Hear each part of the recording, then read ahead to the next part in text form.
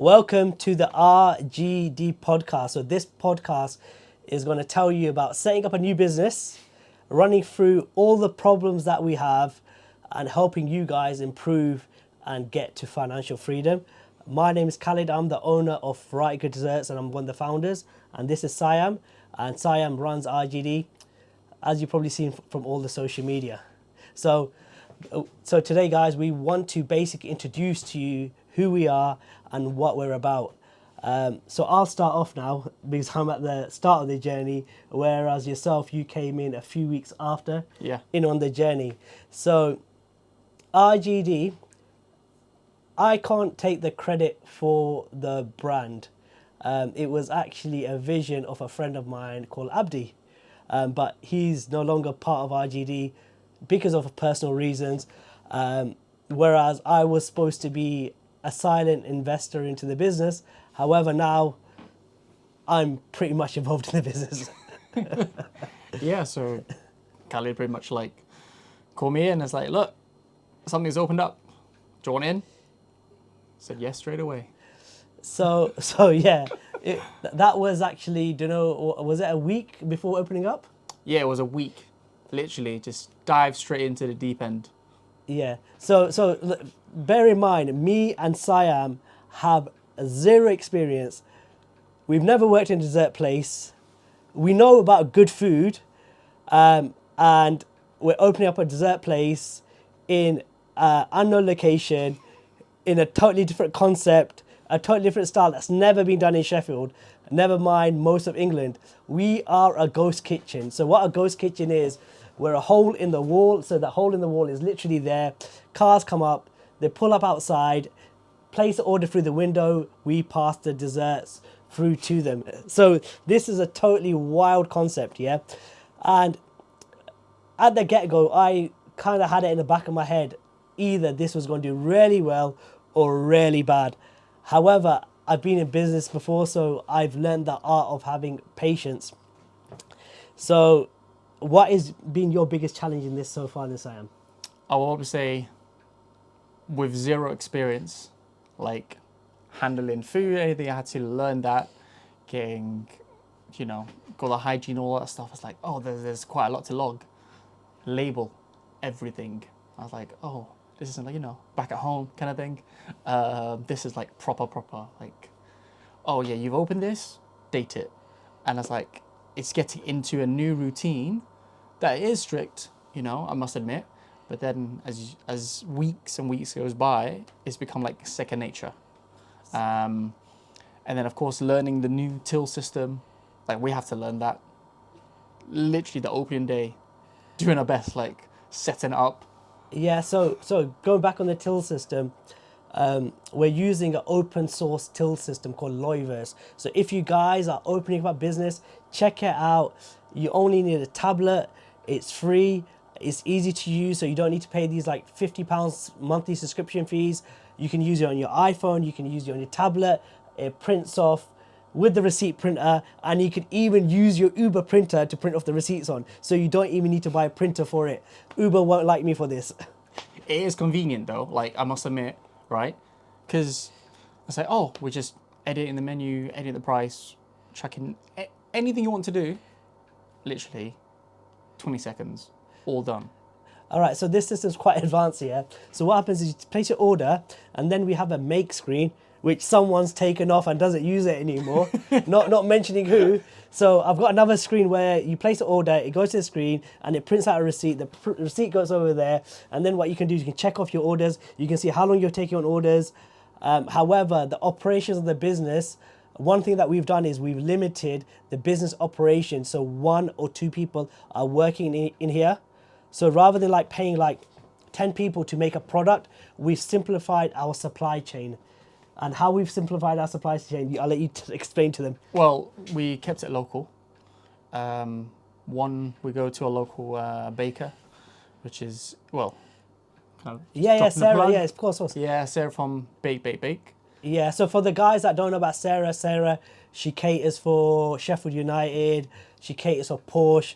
So basically she's hot. She's hot, like she knows her desserts to the point that we're that picky that one week even Sarah went to us like, I can't bake for you anymore because you're too picky on your standards of your desserts, because we really pushed it to the limit. Oh yeah, that's our infamous cake, the San Sebastian. Yeah. God knows how many revisions we went through, and like she was pretty much like crying at like 10 p.m. just baking this stuff to how we want it, and then of course she told Khalid like, I just want to quit. I don't want to take your orders. So the person that is actually, I'm gonna see if I can get one of another episode. The person that made Sarah cry through me was, shout out to Munchingaki, because he was involved in the project. You've met Munchingaki once. Yeah. So basically, Munchingaki is a good friend of mine, and he was involved in us sampling the desserts, getting the menu sorted, critiquing, and basically we made this amazing San Sebastian cheesecake. However, according to Munchingaki standards, it was big enough in the slice, but it needed to be taller. For people that do baking and bake cheesecakes, they know with the San Sebastian, you have a tin, and when it rises up and it goes down, so you can't control the height on it. No. So we went back and forward, to the point where she said she's gonna quit, to the point I had to get on the phone to her and say, listen, Sarah, you can do it. And she pulled it off. Hats off to her on that one. Yeah, I mean, hell, it's going to cause a mental breakdown if we didn't have our ways. Yeah. So a bit about the business. I was just supposed to be an investor into the business. However, something unfortunate happened, and the initial founder, Abdi, he couldn't continue on with us on the journey, and which was really unfortunate because it would have been great to have him there. So then what's happened in there is had a knock-on effect on myself. So now what's happened is I've got this room here. I've renovated the room within, like, it was like a month and a half max. Got all the machines in, got everything done within a budget, and now I'm ready to open and what I'm going to do. So this goes actually back. Do you watch these podcasts and these like programs on TV, and they tell you like how to get rich quick? Yes, I've seen them before, yeah. Yeah, so basically I was watching Undercover Billionaire. I forgot the first billionaire that was on there. And then the second one was Grant Cardone. Grant, he's a bit like Marmite. You like him or you hate him. He's not a good guy that I kind of would say would kind of gel with, because he's quite intense. But one thing that he mentioned was that try to find the best people locally and work with them. So what happened there was, now I've got a dessert shop. I want it to be operating on 1 or 2 people, a bit like Dunkin' Donut. I want the desserts to be fresh. What am I going to do? Look through my address book, and then I realized Sarah, my friend, she's my friend for a good 12 years. I was like, Sarah, you're going to be making all of our desserts. This is the list. Get on with it. And we're going to have some taste testers around my house. After the taste testers, what we got to do is you're going to be supplying me. So that is one tip, is always use a local supplier, because what happens is they've got loads of experience now. Because they've got loads of experience, they're going to know all the pitfalls you're going to have, and they're going to rectify that situation. Whereas if a person like me goes, all right, yeah, I know what a good brownie tastes like.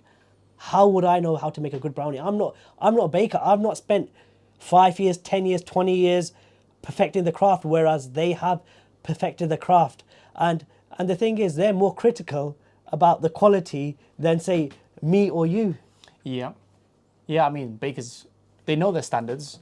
For us, we're not a baker by any means. We're great tasters, yeah? In terms of checking on food, we'll like it or we don't like it. But in terms of standards of how it should look and how, as let's call it a Victoria sponge cake, how fluffy it should be, I don't know as a baker. Or it might be like how they fold it. It's egg science and it's science. So like how it is like, I think you beat the egg whites and then you fold them into the mixture so it has a fluffiness. But like me or you, we would just like get the eggs, crack them, put them in. It just become an omelette. It just become an omelette. Talking about omelette, your San Sebastian cheesecake that you first made, what did that taste like? An omelette. An omelette. It was great visually, but you just get into it as like descent in San Sebastian. Yeah. It is from the outside looks like a San Sebastian. Did you get rid of that? Did you check that away? It was I mean, it looked like an egg. There's still we got the second one left. Yeah. But the first one I chucked it away. Second one I messed up in the last like 2 minutes. Yeah. Yeah, like Yeah. settings and timings are so crucial to it. So every week what we're going to be doing is when we're doing a podcast, and this podcast is going to be roughly, I don't know, for about 15 minutes. And in this weekly podcast, what we're going to do is we're going to tell you our pitfalls, our issues that we're having running the business. At the moment, we're having issues with our online e-commerce store. Yes. So- that is a headache. It is a weekly occurrence. It's a week. So basically, what it is we love Uber, by the way. Shout out to Uber. They gave us a VIP shoot and everything. Shout out to Emma. We love Uber, but Uber, however, takes a 30% cut off your takings. So Uber's fantastic for our deliveries, but we don't deal with our deliveries. However, for our own orders, we want them to come through our own platform. We don't really be paying a fee to them. So basically, we came up with a system where we're paying, say, a few percent on our transaction charge, and it's going through our own website, and we're making a markup on it. However, getting a system set up on a website and not missing the order when it comes in is a mission. Yeah. We're still figuring it out now. Yeah. Still. After, I'll say two months. 2 months. So the issue is basically what you have with your website is the orders come in, you might have WooCommerce or whatever or Shopify. When the order comes in, it doesn't notify you. So we've just partnered up with a company. I'll give them a plug. Shout out to Salah from Printer Co. He was one of the developers behind Just Eat. He's helping us out at the moment. I will show you. He's given us one of these bad boys, one of these terminals. So now we receive our orders. However, our website plays up when it tells customers when we're open or closed. And we don't understand why. So if there's any web developers that know why, give us a shout. Yes, because I figured out, I was like, oh, of course I know there's a desktop and a mobile version, but when you do the edits, it doesn't edit both sides to it, which is really annoying, but I don't know how to do that. I'm not a tech person at all, by any means, no. Yeah. So one point I want to mention, like there's going to be a lot of new businesses opening right now. And we're a new business. We opened up on November The 4th. the 4th. And it's So- January the 4th, it's 2 months. Yeah, so it's 2 months in, yeah. Right now, I think it's a very hard time in business. However, if you are going to open a business and you have got a family you're supporting, you got kids, you got a rent, you got your mortgage, before opening a business, do not open a business unless you have finances to pay for staff for a good 6 months to a year. And I am going to be very adamant about that, because what is, a lot of people go into it and they've given up their jobs, they've given up, don't know, all the income that they've got coming in, and they're relying on that job. And what happens is after a month, after 2 months, what happens is they run out of money. They have to either borrow money, so you're borrowing money, getting interest on that, then paying more back, or they end up folding the business. So if you're setting up a business, one crucial part is make sure you have a flow stream. Flow stream could be family, it could be friends. What they can do is they can lend you the money, and you can borrow the money off them. And then what is you can pay your staff monthly, weekly, however you pay them. So you're not stressing about the business, because if you are quitting your job, you're going to business straight away, and you've got no clients. So clients are customers. It could be a client if you do, like, I don't know, accounting, a list of clients. You need to have a batch of people that are going to be bringing in, not your salary, be bringing twice the amount of your salary, just in case if you lose a client, for you to be safeguarded and not lose out other things in life. So if you're setting up a business, please save up money or get money reserved. So in the first 6 months to a year, the bad times, you are there ready and you're not panicking. Yeah, and in terms of for us, as a small operations, we have streamlined the whole operations from well, pretty much work from week to week to week to now. It's like, okay, how can we maximize, I suppose, for what it is, profits, you know? We work down straight to the costs. It's like, okay, packaging wise, from a paper box Sayam, to a plastic. how much is this? That's 5p. That's 5p with the sticker? With a sticker, just call it another penny on top. 6p. Yeah. 6p. So let's go to another one. So this one, how much is this one? This came down. I did the maths wrong first time. Yeah, I know you thought made it me was. panic. Yeah. Yeah. Now was it's at 17. So the someone lid. thought that what was the first price that you thought it I was? thought it was 67. For Yeah. some reason they got the maths at 67, but no, I think it's 17, 18p with the lid. 17, 18p with a lid. So basically, you got to work out your margins. If you're working your food, it's all about maths. Maths is like if you get product. I know the big chains like Papa John's and Domino's, they want to be bringing the food cost at, say, 25-30%. Well, they have purchasing power. That's Yeah. because of their size. That's So why. 25-30%, and then what they do is they put in their wages, their staff, and everything else. So basically, in an ideal world, you need to be buying for something for £2.50 and selling it for £10, because that will cover your insurances, your staff costings. Unless if you're one of those takeaways, not mentioning any, or dessert shops or businesses that doesn't pay staff properly, that's not us. No. Yeah. But yeah, we will. I think we went through a revision. Was it last week? Yes. Yeah, that changed, and going forward, just from the small, minor increments of improvements, especially last week. I think in the next 3 months, it is going to be tough, though. With those improvements, will help us go through those tough times. We know that for sure. Yes, you're right.